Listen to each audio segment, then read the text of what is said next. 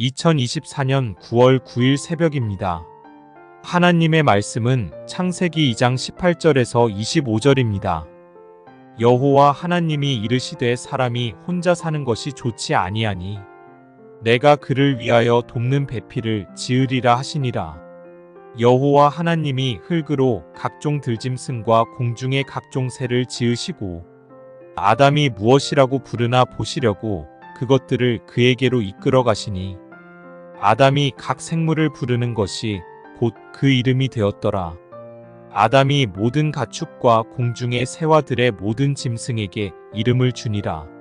아담이 돕는 배필이 없으므로 여호와 하나님이 아담을 깊이 잠들게 하시니 잠들매 그가 그 갈빗대 하나를 취하고 살로 대신 채우시고 여호와 하나님이 아담에게서 취하신 그 갈빗대로 여자를 만드시고 그를 아담에게로 이끌어 오시니 아담이 이르되 이는 내 뼈 중에 뼈요 살 중에 살이라. 이것을 남자에게서 취하였은즉 여자라 부르리라 하니라. 이러므로 남자가 부모를 떠나 그의 아내와 합하여 둘이 한 몸을 이룰지로다. 아담과 그의 아내 두 사람이 벌거벗었으나 부끄러워하지 아니하니라. 하나님 말씀을 증거하겠습니다. 하나님은 인간을 만들 때 대충 만들지 않으시고 특별하게 만드십니다. 당신의 형상과 모양으로 그것도 생기까지 불어넣어 주시잖아요. 그래서 영적인 존재, 하나님 닮은 존재로 아담을 만드셨습니다. 왜냐하면 소중하게 만들고 싶어서 그런 거죠.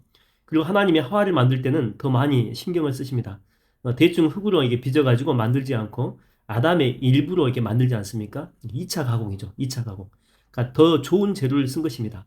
그래서 이렇게 보게 되면 남성보다 여성들이 훨씬 더 뛰어난 것 같아요. 남성들은 뭐 힘만 좋고 뭐 소리만 지르지 보면은 꼼꼼함이 없잖아요. 세심함이 떨어지고 부드러움도 없어요. 그래서 여성이 있어야 어떤 모임이든지 단체든지 온전해질 수 있는 것 같습니다. 하나님은 이렇듯 여성 또한 소중한 존재로 지으셨다고 하는 것입니다. 오늘날 이렇게 자녀들이 태어나다 보면 엄마 일부와 아빠 일부가 이렇게 합쳐져 가지고 그래서 자녀가 태어나지 않습니까? 하나님이 그렇게 태어나도록 세팅을 해놓은 거예요. 그러다 보니까 부모에게는 정말 소중한 존재가 되는 것입니다. 그 자녀들이. 우리가 자녀를 사랑하는 이유 가운데 하나가 뭐냐면 우리의 분신이잖아, 분신. 그래서 부모가 자녀를 좋아하는 데는요, 이유가 없어요. 그냥 마냥 좋은 것입니다. 희생이 돼도 좋은 거예요. 엄마를 부탁해라고 하는 그런 소설이 있죠. 10대 그 엄마가 이제 씹어가지고 평생토록 고생만 하다가 치매에 걸리기도 하고 그래서 뭐 행방불명이 되기도 하고 돌아가신 거예요. 자녀들이 볼 때는 자기들 키우느라고 고생만 하시고 돌아가신 것입니다. 호강 한 번 못 해보고 정말 몹쓸 인생이 몹쓸 인생 그렇게 생각했던 거죠. 근데 어머니 생각은 전혀 다르다라고 하는 것입니다. 니들은 그게 고생이라고 생각하지만 당신한테는 기쁨이었다고 하는 거죠.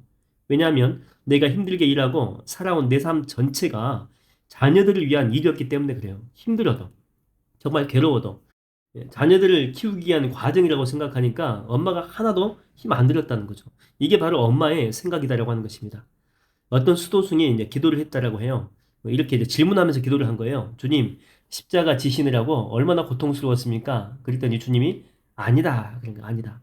네가 볼 때는 고통이었겠지만 내 자녀들을 위한 것인데 물론 고통이 있긴 했지만 그래도 기쁨이 훨씬 더 컸다. 그렇게 이제 말씀하셨다라고 하는 것입니다. 지난주에는 이제 막내가 학교 끝나고 이제 학원에 가야 되는데 그때 이제 우산도 안 가지고 왔는데 비가 엄청 많이 온 것입니다. 그래서 이렇게 지 나름대로는 지가 알아서 해보려고 이제 뛰어갔대요. 근데 향촌 앞에까지 가서 이제 버스를 타야 되는데 비가 너무 많이 오다 보니까 조동초등학교 이제 다니는데 그 학교 앞에 있는 바로 그 앞 정류소까지만 간 거죠. 처음부터 저한테 전화했으면 되는데 보통 이 사춘기 딸들이 부모한테 잘 연락을 안 해요. 뭐 아들도 마찬가지지만. 근데 이제 그날은 비가 많이 와가지고 이제 저한테 연락을 한 거죠. 그때 저는 이제 동암에 있는 그 교회에 있었거든요. 저희 교회에 있었는데. 그리고 해야 될 일도 정말 많이 있었어요. 근데 전화를 받자마자 일이 아무것도 생각이 안 나요. 그냥 바로 나갔습니다. 바로. 그날따라 뭐 비도 많이 오고 차도 밀렸기 때문에 한 20분 정도 이상 걸린 것 같아요. 그리고 이제 얘를 데리고 학원에 이렇게 발에다 주고 다시 교회로 갔는데 그냥 1시간이 다 날아가 버린 거죠. 그래도 이제 나름 생각하기를 교회 가서 열심히 하면 오늘 목표한 것 할 수 있겠다 싶었는데 얘가 학원에 들어가면서 이렇게 이야기를 해요. 아빠 학원 끝날 때 또 데리고 와 그러는 거예요. 원래 얘가 이러지 않거든요. 버스 타는 거 좋아하고 아빠를 잘 안 찾아요. 근데 그날은 그렇게 부탁한 거죠. 근데 저는 1초의 망설임도 없이 꼭 데리러 온다라고 했습니다. 일을 좀 못해도 딸이 부탁하는 거니까 들어주는 것이 저한테는 기쁨이거든요. 그래서 학원 끝날 때쯤에 데리러 가서 딸 데리고 또 집으로 가고 또 가면서 편의점 들려가지고 먹고 싶은 거 사주고 그날 일은 다 못했습니다. 효율적인 측면에서 보게 되면 정말 효율적이지 못한 그런 하루였어요. 그러나 아빠로서는 최고의 하루, 기쁨의 시간이었습니다. 제가 이렇게 한 것이 가능했던 이유가 뭐냐면 제 딸이기 때문이에요, 딸. 다른 이유가 없습니다. 여러분, 아담이 자기로부터 나온 그 하와를 향해서 했던 그 고백이 뭡니까? 내 뼈 중에 뼈고 살 중에 살이다. 정말 최고의 고백 아닙니까? 최고의 사랑 고백이에요. 그러니까 무엇을 했기 때문이 아니잖아요. 그냥 하나님이 하와를 아담한테 데리고 왔고 자기는 처음 본 거예요. 그런데 그냥 그런 고백이 나왔다라고 하는 것입니다. 왜냐하면 자기 분신이에요, 분신. 그냥 저절로 사랑의 마음이 갈 수밖에 없다라고 하는 것입니다. 여러분, 주님은요, 우리가 무엇을 했기 때문에 우리를 기뻐하시는 것이 아닙니다. 그냥 나이기 때문에, 여러분이기 때문에, 내가 하나님의 자녀이기 때문에 기뻐하십니다. 그 스바냐서 3장 17절의 내용이 그런 내용 아닙니까? 너희 하나님 여호와가 너희 가운데 계시니 그는 구원을 베푸실 전능자이시라. 그가 너로 말미암아 기쁨을 이기지 못하시며 너를 잠잠히 사랑하시며 너로 말미암아 너 때문에 즐거이 부르며 기뻐하신다. 이렇게 나와요. 그러니까 주님은 아담과 하와를 위해서 이 세상을 만드신 거예요. 너무 사랑하셨기 때문에. 엄청난 프로젝트임에도 불구하고 두 사람을 위해서라면 지구 전체를 다 드려도 아깝지 않다라고 하는 것이죠. 저는 그 CCC의 그 사형리 첫 번째 원리, 이 내용이요 참 좋습니다. 그 첫 번째 원리가 뭡니까? 바로 하나님은 당신을 사랑하시며 당신을 위한 놀라운 계획을 가지고 계십니다. 놀라운 계획이 있다는 거죠. 여러분, 아직 여러분의 인생 끝나지 않았습니다. 여러분이 죽을 때까지 하나님은 여러분을 위해서 우리가 상상도 못할 그런 계획이 있다고 하는 것입니다. 오늘도 이런 주님을 믿고 신뢰하며 여러분의 인생을 기대해 보십시오. 어떻게 나를 이끌고 가실지, 또 어떤 놀라운 일들을 행하실지, 오늘 하루도 주님의 은총이 여러분의 삶에 흘러넘치게 되기를 주의 이름으로 축원드립니다. 기도하겠습니다.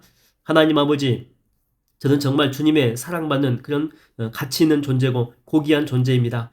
이 세상에 살면서 비교하다 보니 낙심되어 있고 좌절된 그런 마음을 갖고 있고 다른 사람보다 나는 못한 인생이라고 스스로 좌절하며 살아올 때도 많은데, 하나님, 주님 보실 때 저는 주님의 걸작품입니다. 하나님의 나를 보시고 사랑하시고 기뻐하십니다. 이런 영적 자존감 가지고 오늘도 믿음으로 살게 하여 주시고 인생 끝났다라고 포기하지 않고 나를 위해서 예비해 놓으신 축복의 선물들, 그런 계획들을 기대하며 오늘도 믿음으로 살게 하여 주시옵소서. 예수님의 이름으로 기도하옵나이다. 아멘.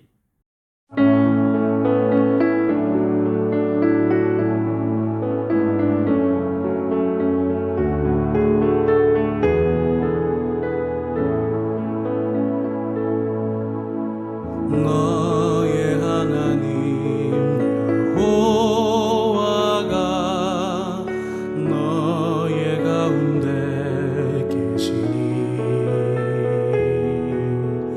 그는 구원을 베푸실 전능자시라.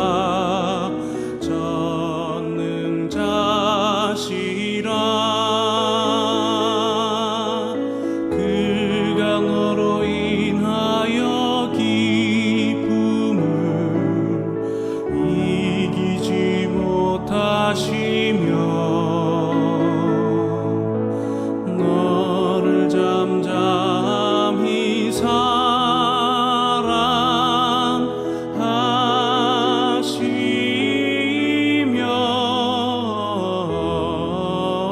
즐거이 부르며 기뻐하시리라.